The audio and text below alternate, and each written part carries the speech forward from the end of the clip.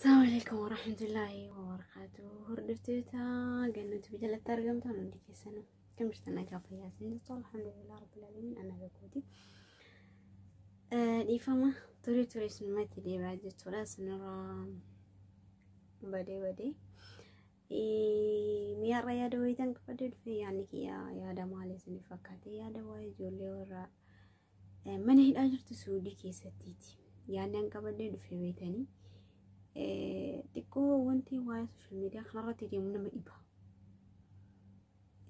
ما له يتاني جوزو جمانا ربين كأنه في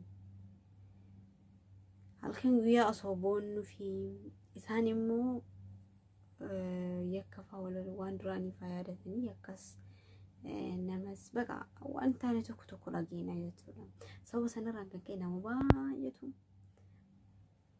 قولوا لها صح كيساو نمني إنما ملما ماراتو تجرني يوم مالفو ترى واي جندوما سان جنامتي أمس واي جندوما دي بسني جران تكوفا دعوتي ينا وانت كوني ما دي فمي جرا كان راني وانتي نبتشو بربادو مال سني تفكاتو بلي وانكيا وانتي أني نبتشو فدي كابو ماني مجا أما متى الراموران كان مجا أما متى الراموران كان فيديو إسا خدراني يو كدا واتنتي فيديو إساني خدراني نما عرصة تقفى فيديو إساني خدراني يو كبي تنتي تكتوك إسا خدراني يو كبي تنتي نموني بيتا يو خدرا تنتي نموني هنبينيس مالفو إجولي أما شير كولا جرتي تقفى أني لقاد بتو في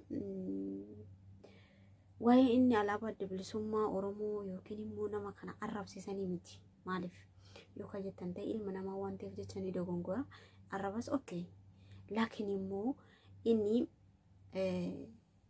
هذا نمول مكينا من الرسول سرمت أدابل مثل إيتي تولت أنا كياتي تولجان تقف مالو كجت أنتي المديرات هذا الرد التي هذا يو هذا نما الرسول مالف لقادو بيتو دفنمون فيديو إسا خدراني بيتا يو خجرات أنتي إيجت سولا نمون فيديو إسا خدراني يو كبيت أنتي إيتي تقاتي مالفو متاموري ماري نموني توكو وانجم متى في نو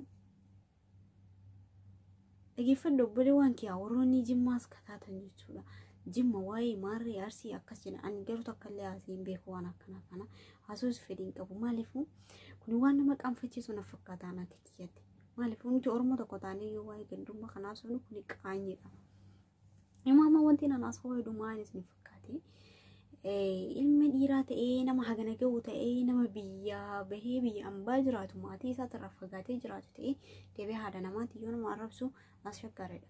Viidiyoo isaanii viidiyoo isaa kaduraanii namoonni dhageeffatanii yoo kan jiraatan ta'e duraan us jennee bira daba ani akka mataa yaatu us jedhee bira dabaraa ture mucaa kana jechuudha. Har'a hoo maaltu irra ga'e bidiltii maaltu irra dhufe jechuudha. Ijoolleenii fakkaata namoota tokkoof inni waa'ee adda bilisummaa Oromoo arrabsiisaniif akkasa dubbiin akkasii miti haadha namaa arrabsaa wayii mucaa tokkochaaf jecha bu'aa baay'ee dalagaa jira ilmi namaa jechuudha.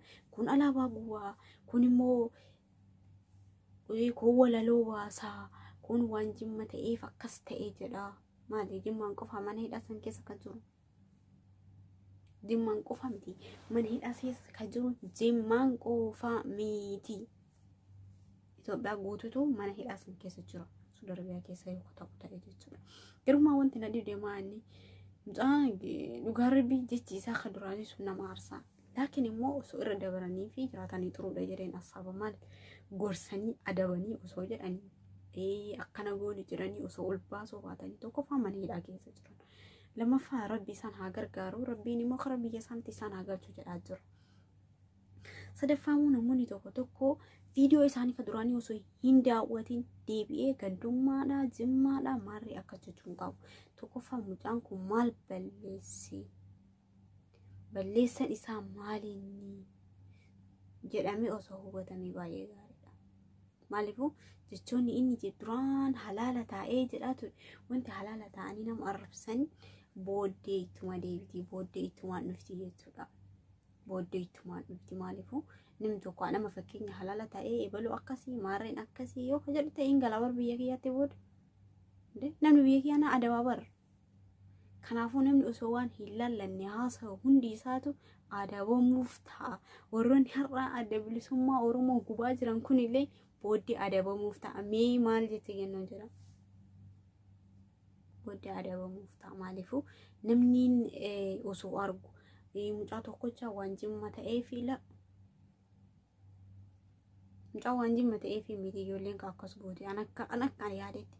Maaliif viidiyoo isaa akka duraanii yookaan dhageeffattan ta'e mucaanii maxaa miti baalagee tokkoffaa haadha nama namni arrabsu adabuu miti osoo dabaddabame illee an fuuldura keeyyatti rakkoon qabu. Maaliif yoo ta'e ilma dhiiraa ta'e haadha nama arrabsu jechuun qallaalis ni fakkaata inde qallaaleedha haadha nama arrabsu jechuun inni bara osoo hin hubanne jimmaaf akkas ta'ee jimmaaf maarree ta'ee jechuun hin qaban ture jechuudha. Garuu namoonni karri isaan yaada itti fudhatanii yaadni isaanii maalinni waan adda waa'ee adda waan adda bilisummaa Oromoo deeggaruu dideef akkasitti fakkaata. Dubbiin akkasii miti. Wanti dabaddabamee fi haadha nama arrabsaa ba'e halaala taa'ee mucaan. Warreen duraan hordofaa turtan yoo kan jiraattan ta'e ana hordofaa ture duraanillee itti xiqqaate. Dhugaa itti xiqqaate. Maaliif adabanii agarsiisudha nama haala nama arrabsu. Akkana malee maaliif namni sirraa uyyuu muluma amma gariin immoo maal jedha waan jimma ta'eef maal yaaki jimma meeqa hojii jiraachaa jirra jimma arsii hojii jiraachaa jirtu arsiin jimma hojii jiraachaa jiru yaaki fakkeenya fudhadhaa namoota gurguddaa warreen waan argan dalaydan warreen immoo waan argitan haasoftan fakkeenya fudhadhaa. Adda bilisummaa Oromoo immoo qalliif dhufe fakkaata dhiigan dhufe bara duraan dursa osoo waa seenaa hin qoranne akkama olola haasawuun immoo faayidaa hinumaan qabu. Dursa osoo olola haasawurra osoo waa baratanii achi booda olola haasanii rakkoon qabu. Qalliin meeqa dhume jagna meeqa irratti dhume waa'ee adda bilisummaa Oromoodha. Ma qalladanii haasee har'a wallahi nuranaa isaanii fi biyya ambaa keessa ta'anii olola haasan kun nama hin baasu. Warreen har'a taa'ee alaabaa adda bilisummaa Oromoo